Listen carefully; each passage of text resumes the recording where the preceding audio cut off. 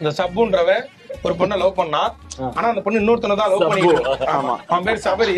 சாட்டா சப்பு. அவனு ஓகேவா? நீங்க சும்மா சப்புன்னு கூப்பிடுங்களேன்.